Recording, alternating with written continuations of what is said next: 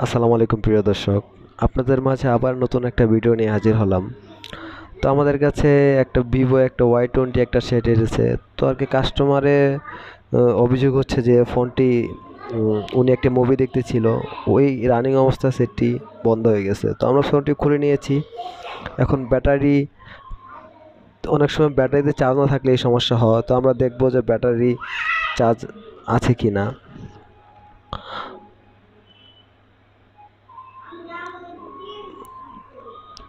তো আমরা দেখতে পাচ্ছি ব্যাটারিতে 4 ভোল্ট রয়েছে। আসলে মূলত ব্যাটারিতে 3.7 থাকলেই 8 থাকলে সেট চালু হয়। এটা তো চার্জ ব্যাটারিতে পর্যাপ্ত পরিমাণে চার্জ রয়েছে। তো ব্যাটারি লাগিয়ে পাওয়ার সুইচে চাপ দিয়ে দেখাচ্ছি যে ফোনটি অন হয় কিনা। তো আপনারা দেখতে পেলেন ফোনটি এখন অন হয়নি ব্যাটারিতে চার্জ থাকা অবস্থায়। তো আমরা 6M আর কি লাগিয়ে দেখব যে কোনো চার্জিং বা কোনো ভোল্ট নেই কিনা।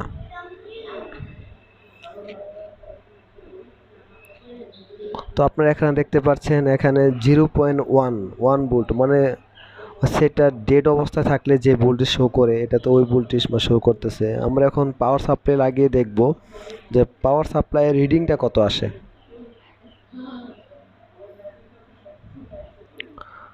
তো আমরা পাওয়ার সাপ্লাইয়ের মাইনাসটা লাগালাম। এখন একটা টুইজারের সাহায্যে আমরা প্লাস লাইনটা লাগিয়ে রিডিংটা দেখব। এ দেখতে পেলেন লাগানো ঠিক রয়েছে। এখন আমরা সুইচ চাপ দিচ্ছি। কোনো প্রকার সেন্স, কোনো রেসপন্স নেই, মানে কোনো সেন্স যে হবে একটা সাইডে এটা কোনো সেন্স নেই।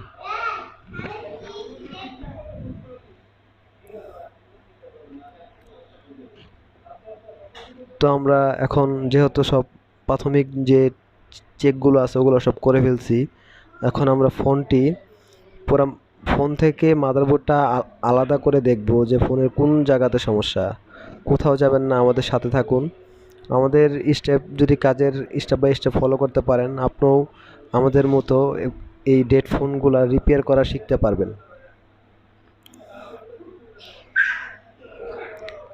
এই ফোনটি আরেকটি জায়গায় দেখানো হয়েছিল কিন্তু ওই ভাই কাজটি মানে করতে পারেনি।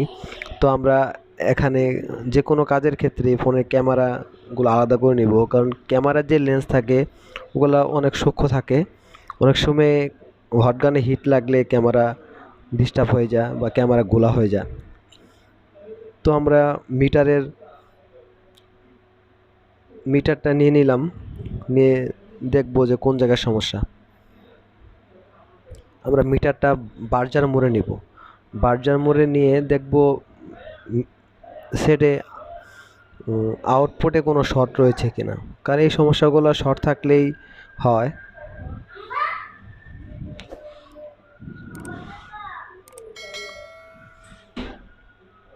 তো আমরা দেখতে পারলাম যে এই জায়গায় পাওয়ার আইসির পাশে যে কম্প্রোমাইজটি রয়েছে, তো ওখান থেকে কিছু ক্যাপাসিটার শর্ট শর্ট দেখাচ্ছে। আসলে এই জায়গার পাওয়ার সাপ্লাই এখানে মানে পাওয়ার আইসির সাথে যতগুলো মানে ক্যাপাসিটার রয়েছে এগুলো একটাও শর্ট শর্ট দেখাবে না। এক পাশে বিপ দিবে, আরেক পাশে কোনো বিপ দিবে না। তো আমরা অপর সাইডে যে চার্জিং সেকশন রয়েছে এই জায়গাও দেখতে পাচ্ছি, এই জায়গাও একই একই অবস্থায় মানে ওই শর্ট দেখাচ্ছে, কারণ এতগুলা ক্যাপাসিটি তো কখনো শর্ট হয় না। এটা যে কোনো একটা জায়গা থেকে এই শর্টটি হয়েছে। তো আপনাদেরকে এটাই আজকে ফাইন্ড আউট করে দেখাবো যে এটা কোন ক্যাপাসিটার থেকে বা কোন আইসি থেকে এই সমস্যাটা। তো এটা দেখতে চাইলে আগে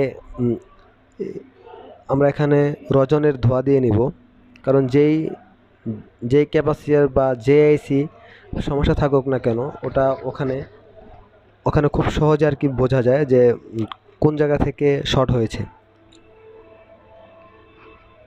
ধোঁয়া দিয়ে নিচ্ছি।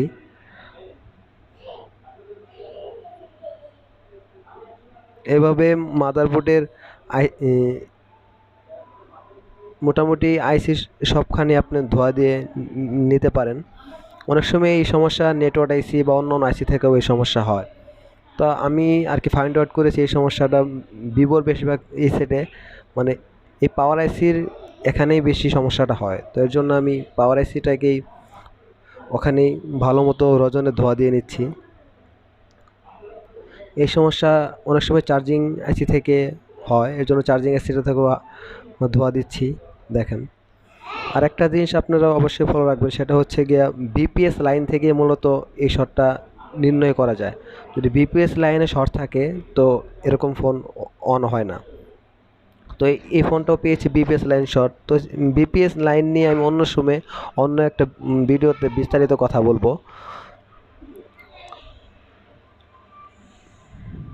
এখন আমরা এই জায়গায় মাইনাস যে পাওয়ার সাপ্লাইয়ের যে মাইনাস লাইনটা আছে এটা গ্রাউন্ডে লাগাবো, প্লাস লাইনটা একটা টুইজারের সাহায্যে বিপিএস লাইনে টাচ করব।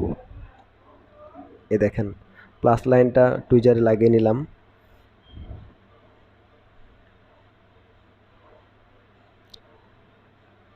এই যে বড় ক্যাপাসিটরটা দেখতে পাচ্ছেন, এটাই হচ্ছে গিয়া বিপিএস লাইন।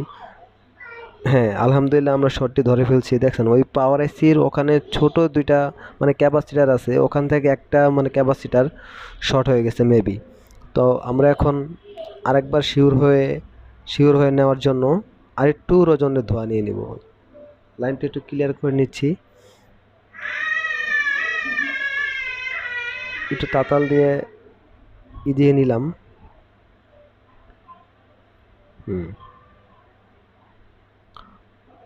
আবার একটু রোজনের ধোয়া দিয়ে আপনাকে দেখাবো যে এখানে যেহেতু দুইটা ক্যাপাসিটার রয়েছে, কোনটা শর্ট সেটা আমরা এখনো ওরকমভাবে বুঝতে পারছি না। আর একটু ধোয়া দিলে অবশ্যই বুঝতে পারবো যে কোন ক্যাপাসিটার থেকে এই সমস্যাটা হয়েছে। ধোয়া দেওয়া প্রায় শেষ পর্যায়ে। এখন আমরা আবার বিপিএস লাইনে টাচ করব।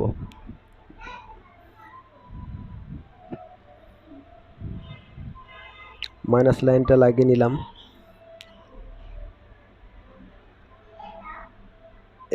এখন আপনারা ক্লিয়ার দেখতে পারবেন।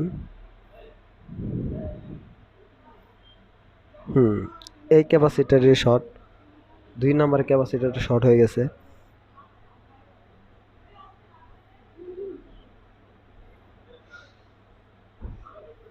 সুইচের দিয়ে উঠতেছে না, অনেক হার্ডভাবে লাগানো। এই জন্য আমি একটা ছোট অ্যান্টি কাটার দিয়ে লাইনটা উঠাবো। দেখি আগে তাতাল দিয়ে উঠে কিনা। না, এটা তাতাল দিয়েও উঠাতে পারছি না।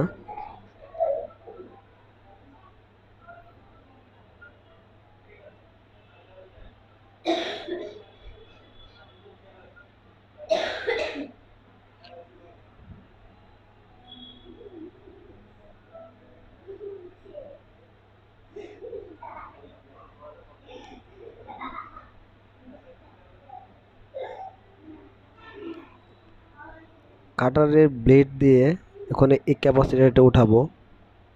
হ্যাঁ, দেখতে পাচ্ছেন ক্যাপাসিটারটা এখান থেকে উঠালাম। এখন আমরা ক্যাপাসিটারটা মেপে দেখবো যে এটার কারণে শর্ট হয়েছে কিনা।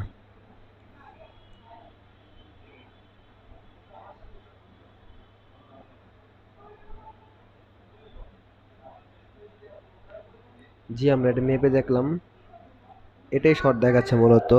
আশা করি আমাদের কাজটি হয়ে গেছে।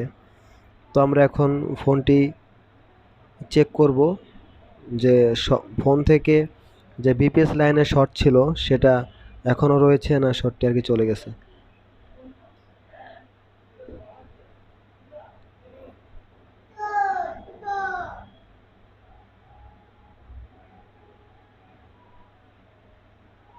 দেখেন আগে এর দুনো পাশেই বিপ দিত, এখন শর্ট আউট হয়ে গেছে, এর জন্য কোনো বিপ দিচ্ছে না। দেখেন এই যে বিপিএস লাইন শর্ট ছিল, এখন কোনো প্রকার শর্ট নেই।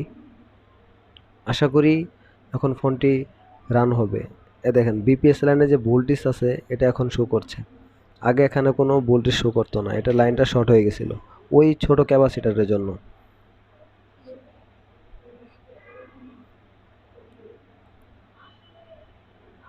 যেহেতু রজনের ধোয়া দিয়েছি এর জন্য বোর্ডটা একটু ক্লিন করে নিচ্ছি।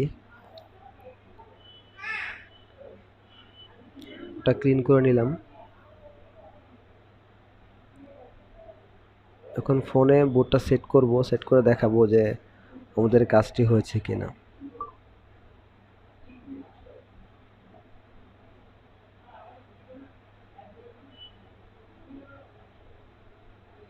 আলহামদুলিল্লাহ আমাদের কাজটি হয়ে গেছে।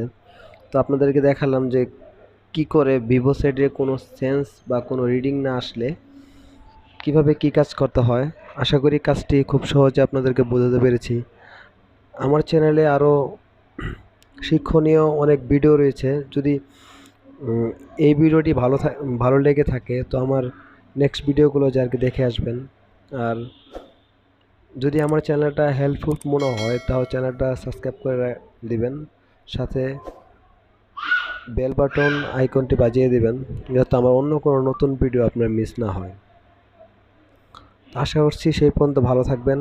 আল্লাহ হাফেজ। আবার দেখা হবে নতুন অন্য কোনো ভিডিওতে।